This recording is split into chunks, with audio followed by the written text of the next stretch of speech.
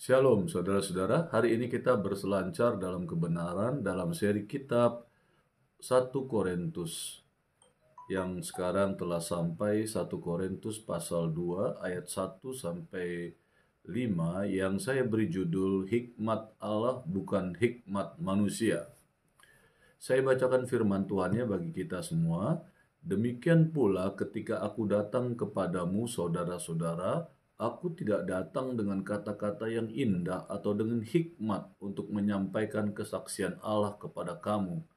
Sebab aku telah memutuskan untuk tidak mengetahui apa-apa di antara kamu selain Yesus Kristus, yaitu Dia yang disalibkan. Aku juga telah datang kepadamu dalam kelemahan dan dengan sangat takut dan gentar.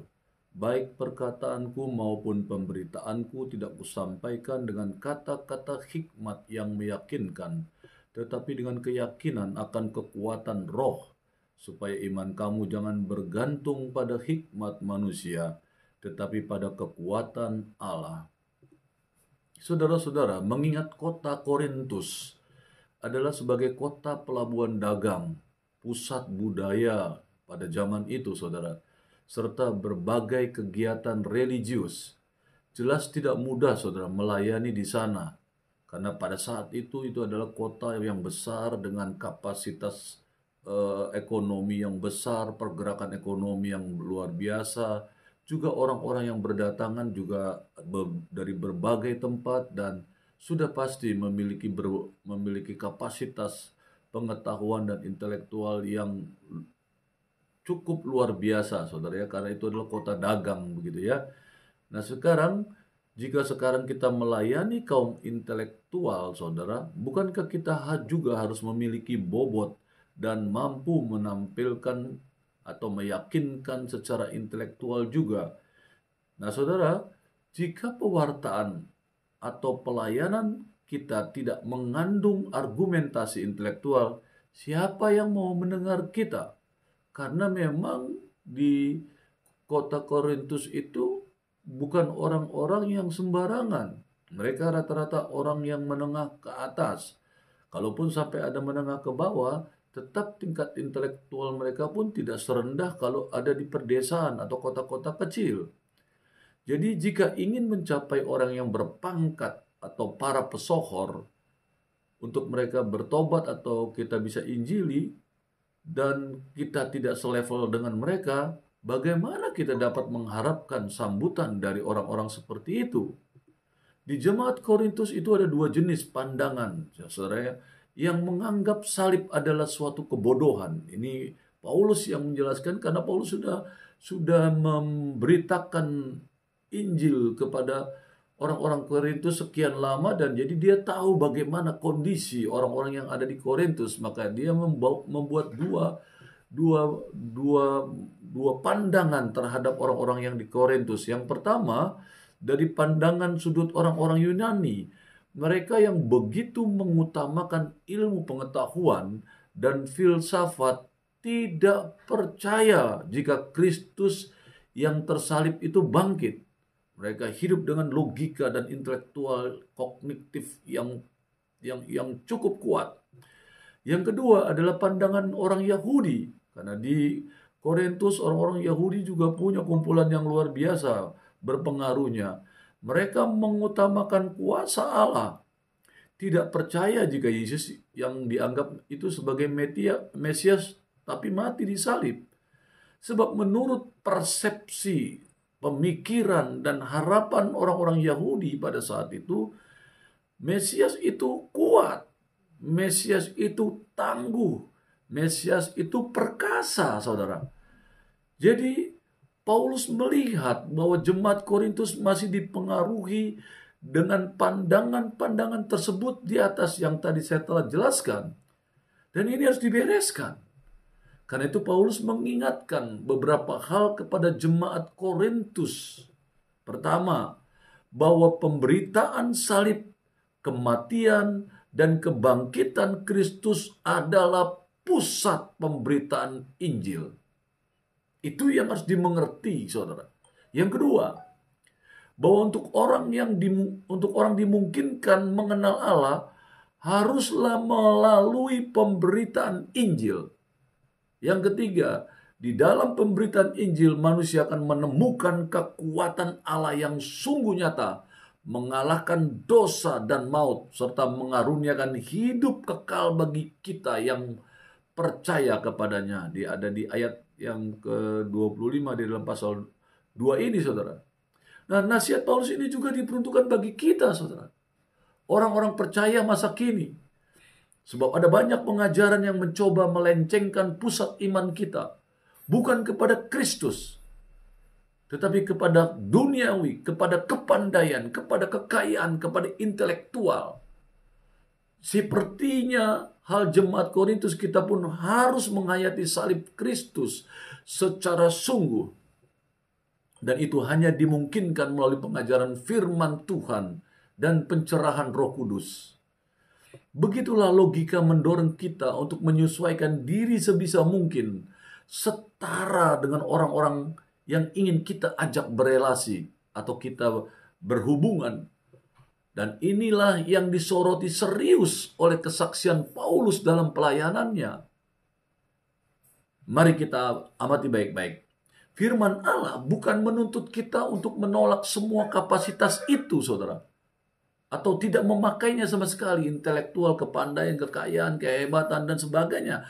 Tetapi bergantung pada apa atau siapa kita dalam pelayanan. Maksudnya, kita harus sadar bahwa semua kapasitas manusia, saudara dan saya, selalu ada segi baiknya, tetapi juga ada segi kecemaran, kebengkokan, dan ketidakbaikan akibat sifat dari dosa yang ada pada manusia.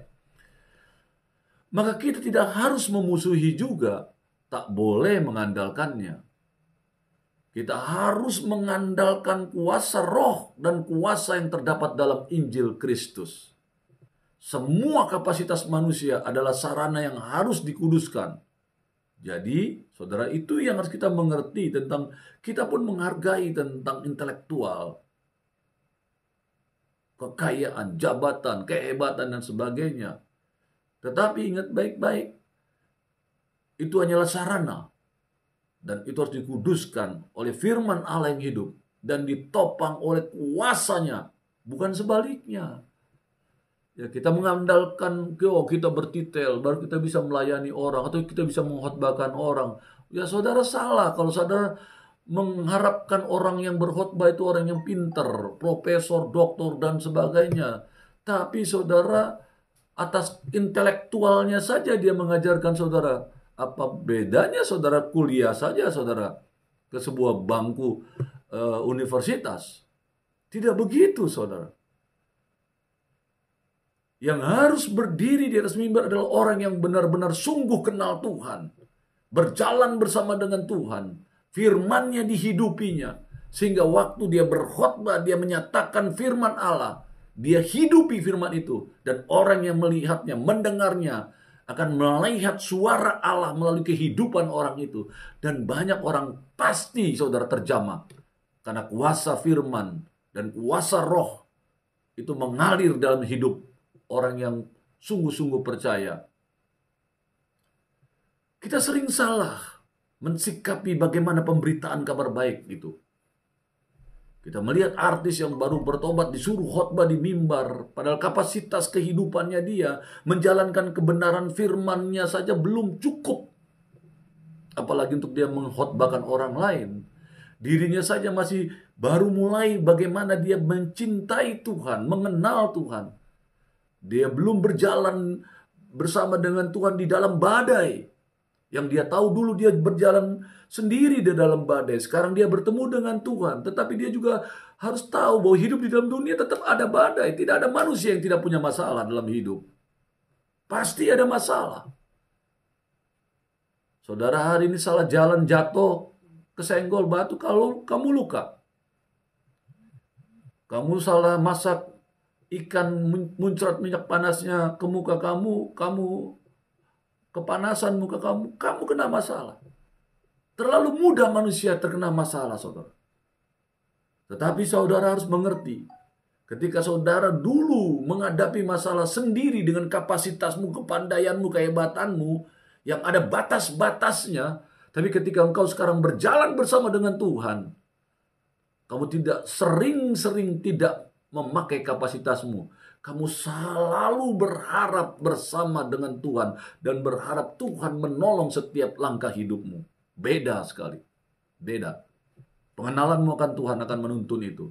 Setelah dia nanti bersama dengan Tuhan, melewati satu step demi step masalah kehidupan dalam perjalanan hidupnya, pengenalannya yang cukup akan Tuhan.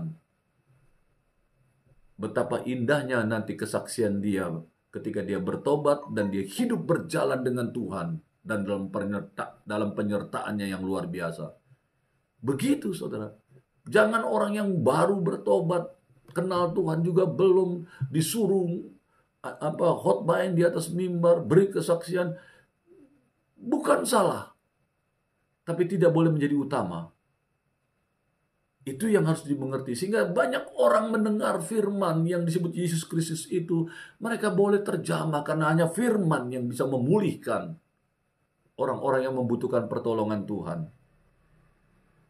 Dan itu hanya diberitakan untuk orang yang sudah hidup di dalam firman dan menjalaninya dan melakukannya dalam kehidupannya hari lepas hari. Sehingga waktu dia memperkatakan perkataan firman, dia hidup di dalamnya. Galatia 2 ayat 20, hidupku bukannya aku lagi, tetapi Kristus yang hidup di dalam aku. Itu harus berjalan dulu saudara, menjadi orang Kristen bersama dengan Kristus. Kamu bertumbuh dalam pengenalanmu akan Tuhan, rajin beribadah, baca firman Tuhan, masuk dalam pelayanan, saudara belajar apa itu yang namanya kerendahan hati. Yang dulu saudara merasa hebat, saudara gak ada yang berani negor, saudara gak ada yang berani ajar saudara, ngomelin saudara, saudara sekarang belajar menundukkan diri. Yang dulu saudara tidak bisa tunduk karena saudara merasa hebat, merasa pintar, merasa kaya, merasa punya jabatan. Tapi begitu engkau menjadi pelayan Tuhan, namanya juga pelayan Tuhan, kamu jadi jongos di gereja. Jongosnya itu bukan babu yang bersihin piring dan sebagainya, bukan begitu. Itu juga bahagian dari kebersamaan. Tapi kamu akan melayani orang yang ada dengan sukacita. Kamu tidak merasa kamu hebat ketika kamu menjadi asar penerima tamu, datang jemaat, yang kamu lihat barangkali secara fisik tidak meyakinkan secara kapasitas gitu ya, dengan barangkali dengan baju yang seadanya. Tapi karena kamu sudah bersama dengan Yesus, kamu bersukacita bersalaman dengan orang apapun juga. Kamu bangga bisa melayani Tuhan. Mulai tahap-tahap itu kamu belajar. Yang dulu kamu dengan bawahan kamu seenak udelnya saja kamu. Salah ngomong kamu bisa menghukum seenak udel kamu. Membuat tindakan yang tidak tepat kamu bisa marah. Tapi begitu kamu sudah percaya Yesus, menerima dia sebagai Tuhan dan Juru Selamat, di gereja kamu jadi hamba waktu kamu melayani. Ngerti ya kata hamba? Belajar dulu apa itu hamba. Jadi jangan jadi hamba Tuhan kalau saudara sebelum belajar menjadi hamba. Belajar praktek kekristenanmu itu di dalam gereja. Kalau bisa di rumah mau mempraktekkan juga, puji Tuhan. Di kantor, di usaha, dengan sesama kamu praktekkan kasih Tuhan, puji Tuhan. Itulah yang membuat nanti ke depan kedewasaanmu dalam rohani, dalam pengenalan akan Tuhan semakin kuat dan semakin luar biasa. Hikmat Allah bukan hikmat manusia. Di dalam ayat pertama dikatakan, demikianlah pula ketika aku datang kepadamu. Saudara-saudara, aku tidak datang dengan kata-kata yang indah atau dengan hikmat untuk menyampaikan kesaksian Allah kepada kamu. Saudara, sekitar 3 tahun sudah berlalu sejak Paulus mengunjungi Korintus, bagaimana para misionaris di zaman sekarang ini itu akan bersaksi stabilitas dalam doktrin, perilaku yang ada itu seringkali sulit untuk dipertahankan, saudara, di dalam jemaat yang baru. Paulus menemukan situasi itu pada zamannya. Dan itu tidak berbeda, saudara. Seperti zaman-zaman sekarang ini juga begitu. Nah, saat ia tidak hadir, cara-cara hidup budaya pagan telah menggerogoti apa yang telah ia beritakan di Korintus. Jadi Rasul Paulus itu paham bahwa pesan dan pembawa pesan terjalin erat di dalam benak para pembacanya. Oleh karena itu, ia mengalihkan perhatian dari perbedaan antara kebodohan dan hikmat dunia. Jadi kebodohan Allah dan hikmat dunia kepada dirinya sendiri secara pribadi dan kepada instruksi awal kepada umat Kristen di Korintus. Jadi pemberitaannya selama ini tanpa kepura-puraan. Gereja Korintus sendiri dapat bersaksi tentang kebenaran itu. Ia tidak menggunakan metode yang digunakan oleh guru-guru filsafat atau kata-kata cerdas yang tidak mencirikan atau cara atau masalah apa yang ia sudah katakan. Mereka yang ingin dihibur oleh sajian yang retoris, khotbah yang berretoris atau ajaran yang retoris atau dibingungkan oleh berbagai ajaran misteri, perlu berpaling saudara ke tempat lain. Dikatakan Kristus, Paulus datang sebagai orang yang terus terang dengan pemberitaan yang juga terus terang dia perkatakan, diajarkan. Rasul Paulus juga menegaskan bahwa ia tidak datang dengan hikmat. Setidaknya dengan hikmat seperti kecenderungan dunia Yunani, intelektual, berpendidikan, ahli filsafat. Tidak seperti itu. Ya, jadi tidak seperti apa dunia Yunani memahami istilah itu. Paulus katakan, saya tidak datang dengan kefasihan berkata-kata atau hikmat yang superior. Di dalam Alkitab NASB, saudara, dikatakan begini, saya tidak datang dengan keunggulan berkata-kata atau keunggulan hikmat. Di dalam ayat 2 pasal ini dikatakan, sebab aku telah memutuskan untuk tidak mengetahui apa-apa di antara kamu selain Yesus Kristus, yaitu Dia yang disalibkan. Di ayat ini Paulus menjelaskan bahwa dia hanya berfokus kepada Kristus dan pemberitaan nama Yesus. Rasul Paulus sadar memilih bersikap cermat pada pemberitaan itu karena ia tahu membuat malu orang bijaksana dunia. Pemberitaan Injil itu membuat malu orang-orang bijaksana dunia, saudara. Jadi saudara jangan pakai kepandaian duniamu untuk membuat orang bijaksana dunia malu. Mereka bisa lebih hebat dari kamu. Tapi pemberitaan Injil, kata firman Allah, itu akan membuat malu orang-orang bijaksana waktu mendengarnya. Tujuannya bukan untuk menggalang, ya saudara, ngumpulin orang-orang, ya, atau meningkatkan gengsi dirinya bahwa dia orang hebat, bukan.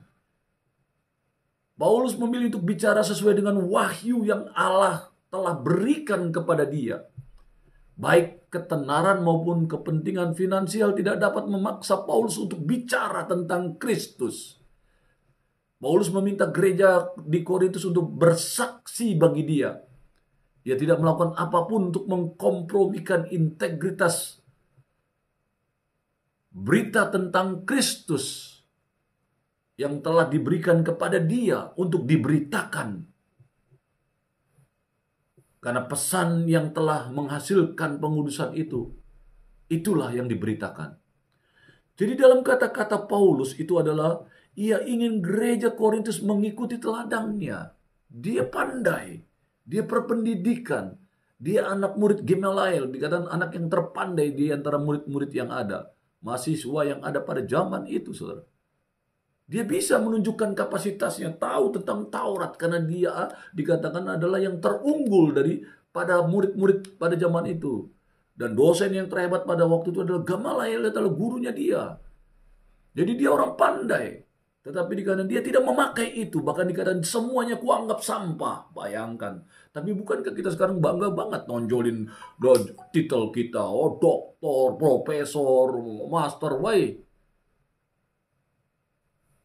Tak begitu, saudara. Bukan berarti intelektual tidak. Boleh. Oh, sangat bagus. Tapi Paulus mengajarkan, yang kuberitakan dan yang kuperkatakan adalah kuasa Allah. Pemberitaan Injil yang didorong oleh kuasa roh, sehingga menghasilkan jamahan kepada orang yang mendengar. Maupun mu profesor, mu doktor, mu jenderal, mu direktur, mu siapa saja. Sekalipun engkau tidak berpendidikan, waktu engkau ditaruh Tuhan untuk berbicara kepada orang-orang itu, kuasa Allah akan bekerja. Nabi-nabi tidak ada nilai intelektual dalam kapasitas mereka, tidak diceritakan. Mereka apalah lulusan dari kerajaan ini, lulusan dari sekolah di negeri yang lain, tidak ada. Mereka dari orang yang tidak tertulis dijadikan Tuhan. Yesaya dijadikan Tuhan. Yeremia dijadikan Tuhan. Hagai, semua nabi-nabi saudara diangkat dari sesuatu yang tidak ketahuan siapa mereka. Hanya pun ketahuan mereka dari suku ini, suku itu. Yang nilai-nilainya pun mereka tidak berani membanggakan. Tapi Tuhan pakai menegur para raja-raja yang berdusta. Raja-raja yang membawa umat Allah menyembah berhala. Mereka tegur dengan keberanian yang perkasa. Daud ditegur oleh Nathan karena berzina. Jadi saudara, ketika kita membawa suara Allah, nilai-nilai intelektual kita di belakang. Bukan tidak kita hargai atau tidak Tuhan hargai. Tapi yang harus kita perkatakan adalah Yesus Kristus adalah Tuhan dan Juru Selamatku. Aku boleh hidup hari ini karena Kristus. Kita dibilang aku hidup karena aku pandai, aku seorang profesor, aku seorang dokter, aku pengusaha, aku jenderal, aku apa saja. Tidak. Orang yang ketemu Kristus akan berkata, aku boleh hidup sekarang ini karena Kristus. Beda, saudara. Bagi dunia itu suatu kebodohan. Kamu orang berjabat, kamu orang berpendidikan, kok kamu tidak pakai itu, malah kamu memberitakan Kristus. Itu kebodohan bagi dunia. Tapi bagi Kristus itu adalah kekuatan. Karena firman itu adalah kekuatan Allah. Jadi kemuliaan mereka adalah bahwa Yesus Kristus telah disalibkan bagi mereka. Berpaling dari hikmat Allah adalah sama dengan membolehkan orang bijaksana duniawi mempermalukan mereka. Ketika gereja bersatu di sekitar salib Kristus, perpecahan yang bodoh atas hal-hal sepele akan berhenti mengganggu mereka. Di dalam ayat 3 dikatakan, aku juga telah datang kepadamu dalam kelemahan dan dengan sangat takut dan gentar. Ini Paulus. Karena dia tahu di tempat itu banyak orang-orang pandai. Kalau hanya teologi, Paulus juga jago. Karena dia lulusan dari sekolah di Israel. Tetapi dia tahu banyak orang juga yang jago di bidang-bidang lain yang belum tentu dia bisa meladeni kapasitas mereka. Pengusaha-pengusaha yang hebat di Korintus pun, orang-orang hebat dari berbagai tempat mereka datang ke Korintus. Dia juga tidak berani sembarangan. Makanya dia katakan, aku juga telah datang kepadamu, datang ke Korintus dalam kelemahan dan dengan sangat takut dan gentar. Memberitakan nama Yesus pada zaman itu, saudara, bukan hanya soal masalah intelektual, tapi kamu akan mengalami aniaya. Karena siapa Yesus? Yesus yang kau perkatakan itu? Mereka pengen tahu apa? Nggak masuk logika, lewat. Nggak dibunuh, sudah bagus. Nah, semua yang Paulus katakan tentang hikmat dan kebodohan adalah untuk merespon perpecahan di dalam gereja itu. Rasul itu tidak sedang menawarkan teori abstrak tentang hikmat. Tanpa ragu-ragu Paulus membedakan dirinya dengan kecanggihan yang halus yang gereja Korintus harapkan dari filsuf-filsuf dan ahli-ahli retorika profesional pada zaman itu. Paulus tidak seperti mereka. Paulus bersedia menunjukkan bahwa ia takut dan lemah. Gereja Korintus ingat bagaimana Paulus waktu bersama mereka dalam kelemahan dan dengan sangat takut dan gentar. Karena kekristenan itu bisa menjadi musuh masyarakat pada zaman itu yang penuh dengan intelektual logika. Sedangkan mereka dibawa untuk mengenal Kristus yang disalibkan, kehidupan mereka dibuang, kekayaan tidak menjadi andalan. Bagaimana bisa untuk orang dunia pemikiran seperti itu, saudara? Kepada orang-orang Kristen di Galatia, Paulus menulis, kamu tahu bahwa aku pertama kali memberitakan Injil kepadamu oleh karena aku sakit pada tubuhku. Sungguh pun demikian keadaan tubuhku itu yang merupakan pencobaan bagi kamu. Namun kamu tidak menganggapnya sebagai sesuatu yang hina. Ini yang Paulus ingatkan kepada orang-orang di Korintus yang tanpa sadar jemaat ini udah mulai kembali ke habit sebelumnya. Dia membanggakan tentang kehebatan-kehebatan. Padahal kamu bertobat kepada Kristus dan mengaku dia sebagai Tuhan dan Juru Selamat bukan karena kehebatanmu. Tapi karena pemberitaan Injil Paulus. Pemberitaan Kristus yang mati di salib. Kenapa kamu kembali lagi ke daging? Ke kemampuan jasmanimu lagi. Intelektualmu lagi. Galatia mengajarkan itu. Yang tadinya dari daging ke roh, kenapa kamu dari roh kembali ke daging? Sehingga banyak lagi orang-orang Kristen sekarang nggak lagi memberitakan kabar baik. Tidak lagi memberitakan Kristus karena mereka memperhitungkan untuk memberitakan. Nanti berbahaya nggak? Kita harus pakai hikmat dong, pakai ini nggak salah. Tapi akhirnya kamu tidak pernah memberitakan kabar baik. Boleh diuji apa perkataan saya ini. Yang mendengar, apakah kamu memberitakan kabar baik hari-hari ini atau sebelumnya? Boleh diuji. Kamu akan ngomong kita pakai hikmat, kita logika, kita lihat kondisi dan sebagainya. Enggak. Kalau kamu mau, kamu akan terkaget-kaget. Ada tuntunan Tuhan yang akan membuat kamu berani memberitakan kabar baik. Karena Tuhan, Allah Roh Kudus, akan membawa kamu dari pengertian hikmat demi hikmat waktu kamu berjalan rindu memberitakan kabar baik. Dunia membuat kamu takut. Pemikiran duniamu akan membuat kamu gentar menghadapi dunia yang kejam ini. Ayat 4 mengatakan, baik perkataanku maupun pemberitaanku tidak kusampaikan dengan kata-kata hikmat yang meyakinkan, tetapi dengan keyakinan akan kekuatan roh. Rasul Paulus bermaksud untuk membuat perbedaan yang tajam antara kedua hal itu. Ya saudara, ketika mengingatkan gereja Korintus tentang perkataannya dan pemberitaannya. Itu dua kata saudara, perkataan dan pemberitaan. Kalau disatukan saudara, akan memberikan kepenuhan ungkapan yang Paulus ingin sampaikan.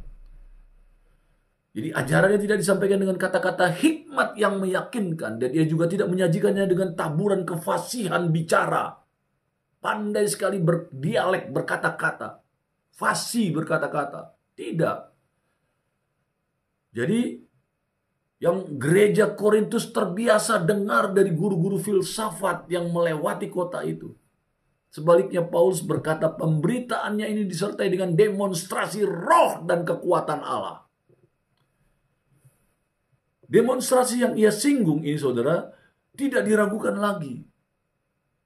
Yaitu mujizat-mujizat yang terjadi waktu dia memberitakan Injil. Yang sakit disembuhkan, yang membutuhkan pertolongan Tuhan lakukan pada saat pemberitaan Injil diperkatakan.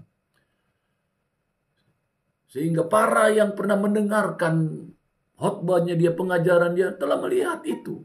Di dalam Kisah Para Rasul 18, itu tidak berisi catatan tentang mujizat yang Paulus lakukan di Korintus. Tetapi belakangan ia akan menyurati gereja di kota itu. Segala sesuatu yang membuktikan bahwa aku adalah seorang rasul telah dilakukan di tengah-tengah kamu dengan segala kesabaran. Oleh tanda-tanda, mujizat-mujizat, dan kuasa-kuasa.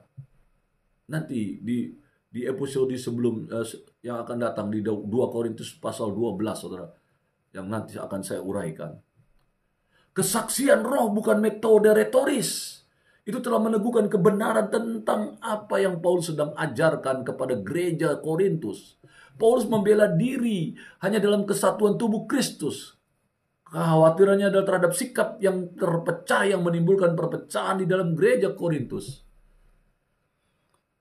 Karena itulah yang ditelitinya yang menjadi penyebab perpecahan. Dan ia telah mendesak para pembaca surat yang dikirimkan itu untuk mempertimbangkan hikmat dan kebodohan salib. Ayat 5 dikatakan begini, supaya iman kamu jangan bergantung pada hikmat manusia, tetapi pada kekuatan Allah. Jadi Rasul Paulus mengalihkan pokok pemikiran dari pemberitaan dan teladannya kepada iman gereja di Korintus. Ia telah mengajar mereka dan berperilaku seperti yang telah ia perlihatkan, supaya iman mereka itu akan menghasilkan keselamatan. Sebagaimana saudara iman rasul itu tidak bergantung pada hikmat manusia tetapi pada kekuatan Allah. Begitu pula iman-iman orang-orang percaya di Korintus. Roh Kudus adalah sumber hikmat Paulus. Dan Roh Allah akan memberikan hikmat kepada gereja Korintus sesuai dengan syarat yang telah mereka lakukan. Jadi pemberitaan Injil saudara perlu selalu diukur dengan komitmennya sendiri terhadap apa yang ia beritakan. Apakah subjek perkataannya itu dunia modern atau dunia kuno? Mereka yang memberitakan Injil Kristus itu memiliki tanggung jawab yang berat. Tanpa sadar kita memberitakan intelektual kita, kapasitas, kemampuan kita. Padahal seharusnya kita berdiri di atas mimbar tidak berbicara tentang kemampuan teologiamu. Tapi kamu harus memberitakan Yesus Kristus adalah Tuhan dan Juru Selamat. Hari ini yang mendengarkan, kamu belum mengenal Tuhan dengan benar, bertobat. Atau hari-hari ini kamu sudah jauh dari Tuhan, bertobat. Ini perkataan yang harus selalu diperkatakan di gereja. Karena banyak sekali gereja, saudara, sudah tidak lagi mengenal kasih dan kuasa Kristus atau kuasa Tuhan mengalir di gereja. Karena orang mencari hikmat di dalam khotbah-khotbah yang ada. Pengetahuan, motivasi. Mereka tidak ingin ada keinginan bersahati, berelasi dengan Tuhan. Karena tidak lagi memberitakan tentang Kristus yang penuh dengan kasih dan kuasa, tapi memberitakan tentang kehebatan intelektual, motivasi, dan sebagainya di dalam gereja dunia yang belajar, yang ngajar. Kalau kita perhatikan hari-hari ini, saudara, motivator-motivator tampaknya menjadi figur yang cukup digemari di dalam masyarakat kita. Di dalam beberapa tahun belakangan ini, saudara, sangat terkenal motivator-motivator itu. Banyak orang-orang sangat menunggu kata-kata motivasi. Jadi kata-kata para motivator seolah menjadi sabda yang wajib didengar. Sehingga tak heran, saudara, bila saudara beberapa podcast, stasiun radio, dan televisi kemudian memiliki program khusus tentang motivasi, saudara. Yang karena banyak orang ingin punya motivasi. Salahkah? Tidak. Tapi kalau itu menjadi landasanmu untuk kamu hidup, kamu salah. Kamu habis-habisan waktumu hanya untuk mengetahui itu terus-menerus. Mungkin perlu diselidiki apakah orang Kristen lebih menggemari kata-kata motivator atau dibandingkan ayat-ayat firman yang penuh dengan motivasi. Banyak ayat-ayat motivasi di Alkitab, saudara. Jangan salah. Saudara bisa baca kitab Amsal, kitab Mazmur, itu berbicara tentang motivasi kehidupan yang indah dan luar biasa. Bahkan banyak motivator-motivator Kristen itu membawanya dasar firman. Tapi hati-hati, akhirnya motivatornya mencari nama, bukan Kristus yang ditinggikan karena dia merasa lebih punya hikmat, lebih hebat. Tanpa sadar dia merasa lebih hebat dari Tuhan. Padahal yang dia pakai adalah Injil Kristus. Dia pakai adalah Alkitab. Tapi dia merasa dia yang lebih ngerti. Hati-hati juga.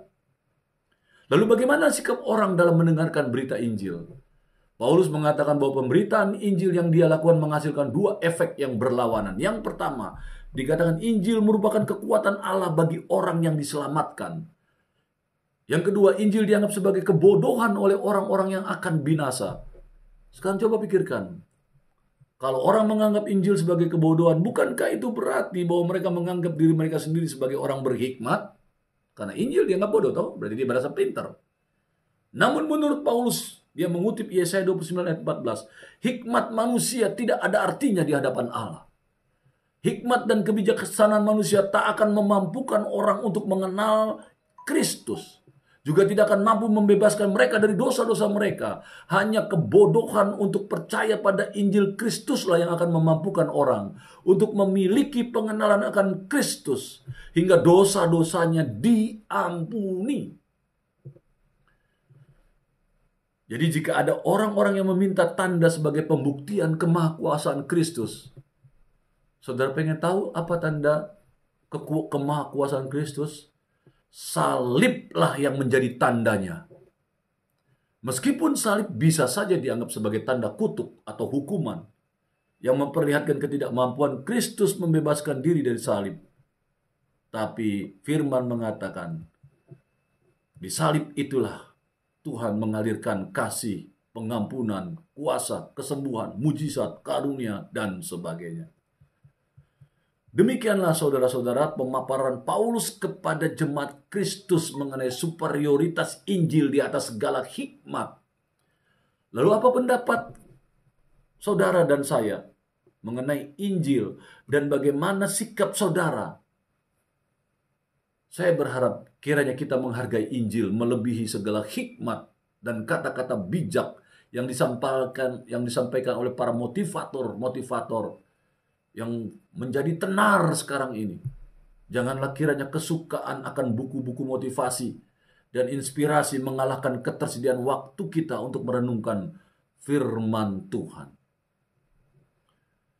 Berselancar dalam kebenaran. Amin.